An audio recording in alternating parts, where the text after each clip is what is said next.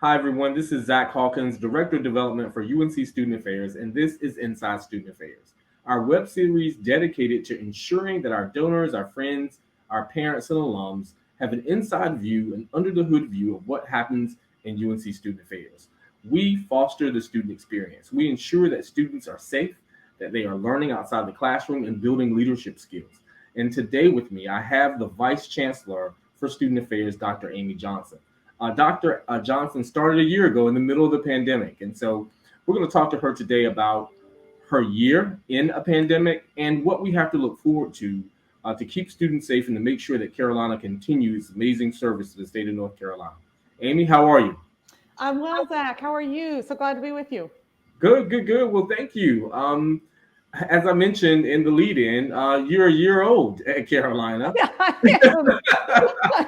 I think I look pretty good. You look pretty good for a year. And so I think that, a lot of people have had a chance to meet you virtually. And I think this is another opportunity for them to hear, especially as we thought we were going to be in a much different situation than last year. But what we find ourselves in is the continued evolution of a pandemic. And so if you could talk about your year, how the pandemic has colored your year, and also talk about how faculty, staff, and students are excited or not about being back on campus.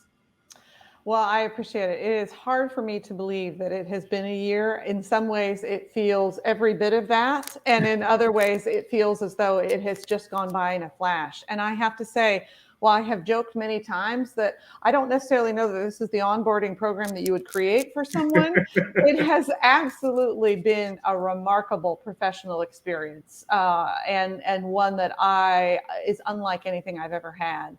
In many ways, due to the need to come in and meet people and work so quickly, start making decisions and implement solutions, uh, meant that I have developed such close relationships with my colleagues over the last year that I feel as though I am closer to many of my, Carolina colleagues than I have been to folks at other universities for which I worked many years. And so that has been a real gift and something that I will be grateful to the pandemic for, although, there aren't a lot of those. So it has been a wonderful year in that regard. It has been a very challenging year. I think I was just a part of a conversation that we had with our Student Affairs Council, which are our colleagues who do student affairs work across campus, in which we all come together regularly and share updates and trade stories. And I was reflecting on the fact that while in some ways I think many of us had hoped and dreamed that we would be beyond the pandemic now, we are still dealing with some of the same things. But the important thing I think to note, and I've been asked this many times, is what's different this fall than last fall? Sure. And we have a number of things in the plus column for us there, and that in fact are the underpinning of the university's approach this year to the pandemic and how we will get through this. A year ago, when we think back, and in some ways it's hard to think back and remember those times, but that was when we were still pulling out our Clorox wipe and wiping down every table. We were still learning in many ways how the virus transmitted. There was still a lot of uncertainty. We certainly didn't have vaccines available at that time. And when we had to pivot to remote instruction in the fall, after being open for really only a week, our quarantine and isolation housing was full. And that was a major factor in our decision. There was just no more room at the inn. But this year, what we have is widespread availability of vaccines. And in fact, 90+% of our students and our faculty, and close to that on our staff side, are vaccinated. And so we know that due to the availability and so many of our community getting those vaccines, that they are unlikely to contract the virus first. And even if they do get a breakthrough case, they will very likely not end up in the ICU, which is huge. Last year we were still very concerned about the fact that this could be a life and death kind of consequential decision. So we have vaccines, we have testing that we're doing on a regular basis to identify positive cases quickly, which we didn't have last fall, and isolate people who are positive and move them into locations where they will be safe from others and vice versa. and we have masks. We know so much more about, again, how this virus transmits, how it is airborne, and how our doctors and our medical advisors tell us over and over and over again that if you are vaccinated and you are wearing a mask, whether you are indoors or outdoors, you are very unlikely to contract the virus. And so they tell us very clearly that the odds are that you would never get this virus in the classroom, in a meeting with a student, in a student organization meeting, if you are vaccinated and wearing your mask. What we know from the contact tracing and the research that we have done over the last year is that when people contract this virus, it's because they are in congested spaces with their mask off, often indoors, and that's how people are getting sick. So again, so many things in the plus column. But the other thing is that we have really, I think, learned a lot of new and interesting and innovative, creative ways to do our work virtually. And that while that is not everybody's favorite mode of learning and interacting with people I appreciate, it is something else that gives us another tool in our toolkit to be able to work with students, work with our communities, and be flexible in terms of how we offer those resources. So all that has been really great and reinforces for me a real optimism about this year, and that it is a very different fall in 2021 than it was in 2020. No, and that's comforting to hear, and I know it is for for our parents and our alums who care about the institution. And one of the things that you mentioned specifically were student organizations. Right. And we are the lifeblood of the student experience. And one thing that I have shared and had a chance to have conversation about is the fact that that's the one thing that people missed, is the fact that the Carolina student experience actually means something to UNC students and to people who are nostalgic about their own. And so talk to us about how that particularly has been impacted with our student organizations, Greek life, clubs and orgs. How are they still operating and doing their work given the variant and given the precautions and restrictions that we still kind of have? I appreciate that so much, and I love that you call us the lifeblood of the student experience. At the risk of tooting our own horn, I think that's right. So I will say one of the things that is remarkable about Carolina is that we have more than 800 student clubs and organizations, and more than 75% of our student populations participate in those clubs and organizations. That is a huge number. And one of the things that was surprising to us in many ways was still during the pandemic and in a virtual environment, how many of those clubs and organizations stayed active, contributed, facilitated student engagement. And again, it may not have been everybody's favorite way to do it, but they were still active and up and running and making sure that Carolina students felt connected to the community and to one another. And so that was really wonderful. But there's no question that our students have told us this year that they desperately want to be back in the classroom and they desperately want to have these in-person experiences again. This is part of our mission and identity at Carolina, is this in-person, high contact, high touch, residentially based experience. Yep. And we're doing everything we can to preserve that while still maintaining a very active effort to protect the safety of our community. So I think that we will absolutely see some uptick in students' participation and engagement this fall. Good. But I was really impressed and can't underscore enough how wowed we were by the number of students who still participated with clubs and organizations, who did virtual career fairs, who did virtual involvement fairs, who did virtual medical appointments, and actually learned that in some ways and in some venues, they really liked them. And so we'll keep up some of that work. And especially for students who are working, who are non-traditional, who have schedules that don't lend themselves to that very sort of in-person, day-to-day kind of experience.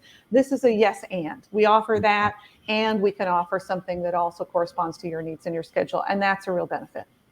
Well, one of the innovative things that we've done is we're allowing sophomores to relive their first year experience. Can you talk a little bit about that? Sure. So one of the things that we know, and we've alluded to this already, is that we heard that students missed out on that in-person experience. And particularly for our rising second year students or sophomores, depending on what term you use, those students, we wanted to acknowledge that it wasn't really their first year as a part of the Carolina community, but they didn't have a traditional first year experience. And so we wanted to create an opportunity that was both a welcome and a welcome back. And so through housing, we've created this Relive Carolina program in which we have encouraged our second year students to come and live as a part of a cohort in our communities. And we're tailoring some special resources to them for them with particular focus on things like academic programs, which as you probably understand, as you move up and move on in your college experience, that becomes increasingly more important, and thinking about what you're going to be doing following your time and your graduation from Carolina. So our second year students are one step closer to that. So that's really critical to them. And fostering these kinds of organic experiences and opportunities to connect with one another that they didn't really have last year. And so that's a big focus of those kinds of programs. And then we also did things like we invited all of our returning and rising second year students to participate in convocation with us. So we did something both for first year students and for second year students. And you're going to see that throughout the year. Those are not going to be sort of one-time things. That's going to be a focus for us all year long. Yeah. And so, in speaking of the first years, we just had weeks of welcome. And so, for those who sent a kid here, if they're a non-alum parent, or if they're an alum parent, that's important to them to have that sort of week to sort of understand how Carolina operates, kick the tires a little bit, and figure out their way. How did that go? It was great. So one of the things that we did that was a little different this year is we called it Weeks of Welcome. And we took not just 1 week, but took 2 weeks to welcome the community back. Part of that was an opportunity to be able to spread out some events and create some more opportunities for spacing and comfort for our community. And also to recognize that we were doing many more welcoming events for more students. It wasn't, as we've rightly discussed, just first year students. One of the things that I was happiest about, and was a real, was one of those moments that I will look back and remember over the course of the last year, was we had long planned for our convocation to be in person. And we were so excited about this possibility. And then in typical Carolina style, the weather got in our way and we had to postpone for a day. And it even threatened us on the second day. And full disclosure, rained on us a little bit at the start of the event, but we persevered and we did it. And it was wonderful. It was great to have students in the audience. It was great to have that feedback from them. We wore some ball caps to keep the Carolina ball caps to keep the rain off of our faces, but it was really fantastic. And so here again, we are returning to this in-person experience that is our hallmark, and that was just the first of many events like that we'll have to look forward to and look back upon fondly over the course of this year. And to make sure that students have the opportunity to, especially if you were a rising second year, if you're a student who was in high school who had to deal with this as a part of your high school experience, if you're a junior or senior that had your plans derailed, we have invested pretty heavily over the last year in mental health services through CAPS and through wellness. And so talk about how that went as a part of last year, but also how we're going to carry some of those investments forward into this year.